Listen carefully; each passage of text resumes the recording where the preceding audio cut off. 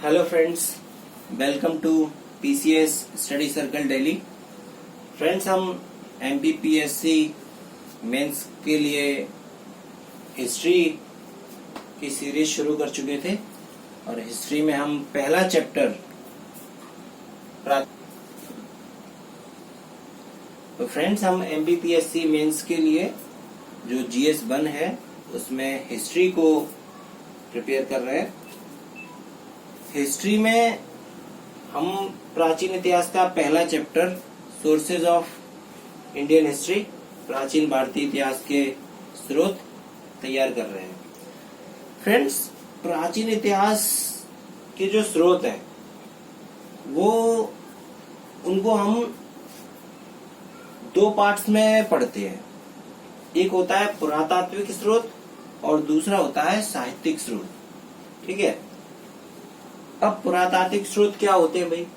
तो वे सभी एविडेंसेस, वो सभी स्रोत, वो सभी साक्ष्य जो हमें खुदाई के दौरान प्राप्त होते हैं, ठीक है, वो सभी क्या होते हैं? पुरातात्विक स्रोत होते हैं। जैसे कि अब हम देखते हैं अभिलेख हुए, शिलालेख, स्तंभलेख, गुहालेख, है ना, और मृदभांड हुए, स्मारक हुए और आकृतियां हुई, तो चित्रकारी हुई, मूर्ति कला हुई, ये सभी क्या है? ये सब कुछ हमारे पुरातात्विक स्रोत में आता है।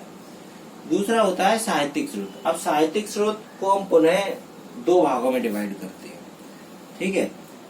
एक होता है भारतीय साहित्य और एक होता है विदेशी साहित्य। ठीक है। अब भारतीय साहित्य, तो भारतीय साहित्य को हम पुनः दो भागों में देखते हैं। पहला धार्मिक साहित्य और दूसरा लौकिक साहित्य। धार्मिक साहित्य भी दो भागों में होता है, ब्राह्मण साहित्य और ब्राह्मणेतर साहित्य। ओके, तो इस तरह से हम इनको पढ़ते हैं। अब पहले हम पढ़ रहे थे पुरातात्विक स्रोत। पुरातात्विक स्रोत में हमने पिछले वीडियो में अपने कुछ 3 मार्कर क्वेश्चंस को कंप्लीट किया था। ठीक है। जैसे हमने अभिलेख को किया था, मृदभांड को किया था, हाथी गुम्फा अभिलेख को किया था, मुद्रा शास्त्र को किया था।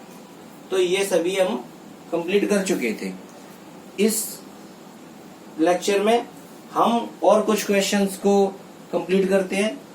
ये आज के जो क्वेश्चंस हैं ये सभी स्मारक से रिलेटेड क्वेश्चन है। जो उस समय से हमें स्मारक प्राप्त हुए हैं, ये उन सभी से रिलेटेड क्वेश्चंस हैं, जो कि इसमें से पहले क्वेश्चंस पूछा भी गया है, जैसे कि भीमबेटका पूछा गया है। तो इसी तरह से आगे भी और भी क्वेश्चंस 3 मार्कर में पूछे जा सकते हैं। तो जो एक्सपेक्टेड क्वेश्चंस है, जो पूछने की संभावना है, हम उनको तैयार कर रहे हैं। ठीक है। तो पहला क्वेश्चन है भीमबेटका। अब इसको हमें 3 नंबर में लिखना है। कैसे लिखना है? तो सबसे पहले यह कहाँ है? रायसेन। तो यह मध्य प्रदेश के रायसेन जिले में स्थित है। ठीक है। दूसरी बात क्या है कि भाई इसकी खोज किसने की? तो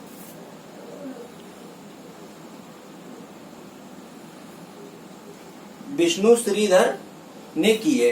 कब की है?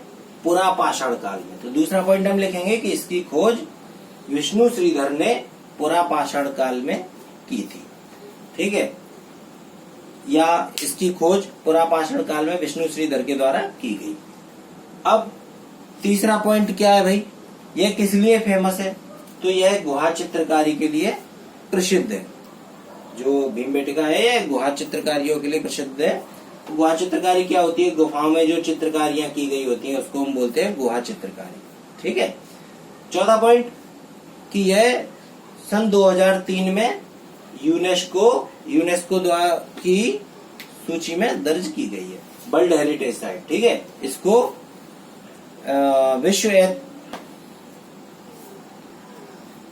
इसको सन 2003 में यूनेस्को द्वारा विश्व विरासत स्थल की सूची में शामिल किया गया है।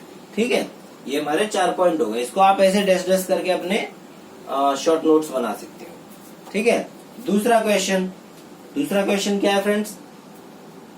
सांची के स्तूप। अब सांची के स्तूप काफी फेमस है, तो बिल्कुल पूछा जा सकता है ये क्वेश्चन।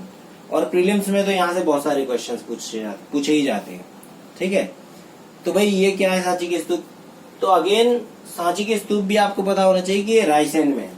तो सांची के स्तूप जो कि मध्य प्रदेश के रायसेन जिले में स्थित है। ठीक है, अब इसका निर्माण किसने कराया था? दूसरा पॉइंट, इसका निर्माण किसने कराया था भाई? इसका निर्माण 3री शताब्दी ईसा पूर्व में मौर्य वंश के सम्राट अशोक द्वारा कराया गया था। इसका निर्माण मौर्य वंश के सम्राट अशोक द्वारा 3री शताब्दी ईसा पूर्व में कराया गया था। ठीक है, तीसरा पॉइंट क्या लिखेंगे हम?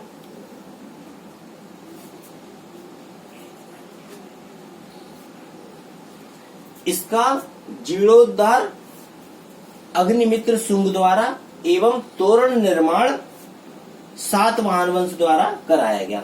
अब फ्रेंड्स क्या है, जो शुंग वंश था, ठीक है, उसके जो संस्थापक थे पुष्यमित्र शुंग, उनका पुत्र था अग्निमित्र शुंग। ठीक है, तो अग्निमित्र शुंग ने इसका जीर्णोद्धार करवाया और तोरण निर्माण सातवाहन वंश द्वारा कराया गया। तो यही हमें तीसरे पॉइंट में मेंशन करना है।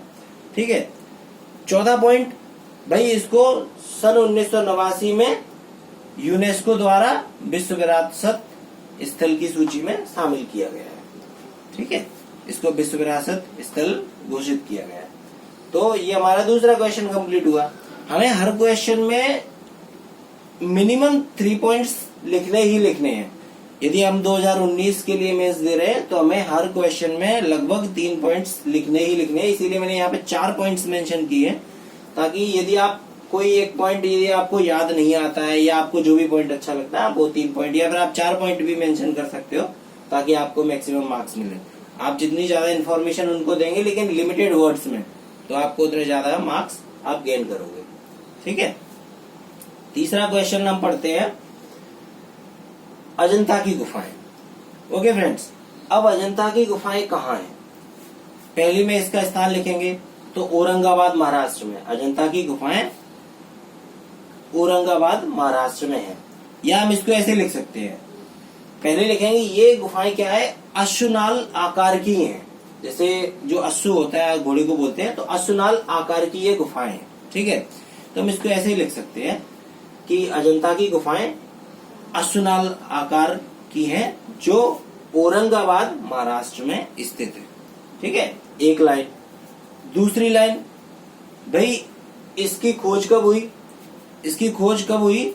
2री शताब्दी ईसा पूर्व में ये खोजी गई। ठीक है, 2री शताब्दी ईसा पूर्व में। तीसरी बात क्या है? तीसरी बात क्या है? यह हिंदू, बौद्ध और जैन धर्मों से संबंधित है। ठीक है, यह गुफाएं जो अजंता की गुफाएं हैं, यह हिंदू, बौद्ध और जैन धर्म से संबंधित है। ठीक है, और इसको यूनेस्को की सूची में कब शामिल किया गया? चौथा पॉइंट हम लिख सकते हैं कि इसको सन 1983 में यूनेस्को द्वारा विश्व विरासत स्थल की सूची में शामिल किया गया है। ठीक है, तो इस तरह हमारा ये तीसरा क्वेश्चन भी कंप्लीट हुआ।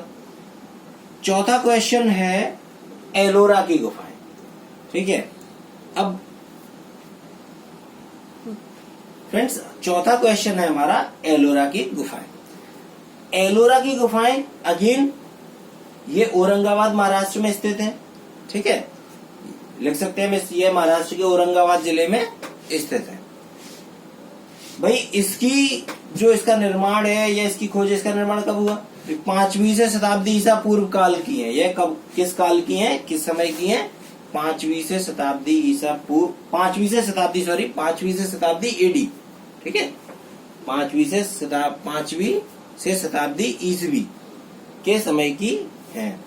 ठीक है, अब ये किससे संबंधित है?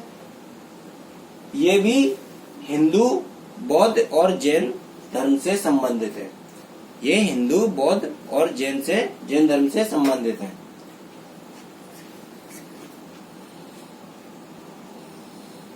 ठीक है, देखो ये भी अगेन औरंगाबाद जिले में, जो कि महाराष्ट्र में आता है, तो यह महाराष्ट्र के औरंगाबाद जिले में स्थित है। दूसरी बात कि यह जो किस समय की है? जो 5वीं से 7वीं शताब्दी AD, ठीक है। और राष्ट्रकूट वंश द्वारा इनका निर्माण कराया गया था, उस समय की है ये, राष्ट्रकूट वंश ने इनका निर्माण कराया था। और यह हिंदू, बौद्ध और जैन धर्म से संबंधित है। 14 point. Okay friends, I hope कि आपको ये चारों क्वेश्चन समझ आए होंगे, कोई बहुत ज्यादा डीप नहीं है। इसी तरह हम और क्वेश्चंस को आगे तैयार करेंगे। आज के लिए इतना ही फ्रेंड्स। आप लोग वीडियो को इतना ज्यादा शेयर नहीं कर रहे हो, तो आप लोगों से मैं यही कहूंगा कि आप लोग वीडियो को ज्यादा से ज्यादा शेयर करें, ताकि ज्यादा से ज्यादा स्टूडेंट्स तक ये वीडियो पहुंचे और मुझे भी आपके लिए वीडियोस बनाने में मोटिवेशन मिले। तो आज के लिए इतना ही फ्रेंड्स। अच्छा लगे तो लाइक कीजिएगा, और अगर कोई डाउट है तो आप कमेंट कीजिएगा। और अगर आपको प्रीलिम्स के लिए भी कुछ गाइडेंस चाहिए, कुछ वीडियोस चाहिए, तो आप हमें कमेंट में बताइए, तो हम प्रीलिम्स के लिए भी आपके लिए वीडियोस लेकर आएंगे, ठीक है। तो आज मिलते हैं आगे किसी वीडियो में। Thank you.